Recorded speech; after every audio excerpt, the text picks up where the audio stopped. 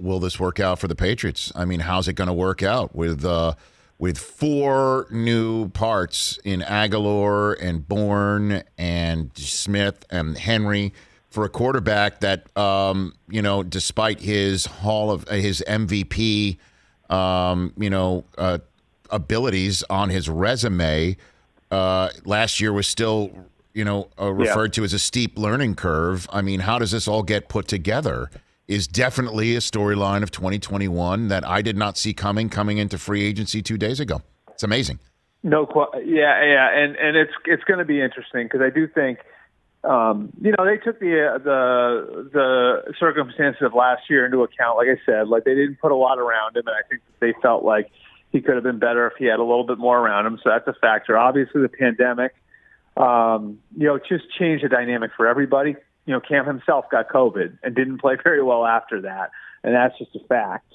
And they also, they didn't sign him until July 1st. So, forget not being able to go in the building. He wasn't on the team in April and May and June, so they didn't get a chance to know him or build an offense around him until the summer. So I think all those things are factors. And what's so interesting to me about the way that they've sort of went to rebuild the offense.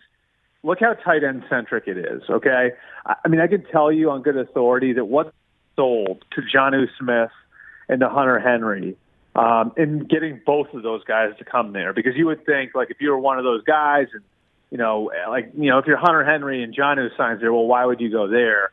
What they sold those guys was this is going to be an offense that's like the one we ran in 2010 and 11 and 12 when we had Rob Gronkowski and Aaron Hernandez. And I think the flip side of that, and this is where you see a little synergy with the team and the player. Who was Cam's most trusted target in Carolina for all those years? Greg Who was Olsen. the one guy he couldn't do without? Greg Olsen. Yeah. Right. So I do think that, look, I can't tell you Cam Newton's going to be the starter week 1. Again, I think he's going to have to compete for it. But, if you look at it and you look at the way the offense is built now around the tight ends, you could certainly see where it would probably be a little bit more comfortable one for Cam to play in than what he played in last year. Hey, you watched all the way to the end. Thanks for that. Watch more right here.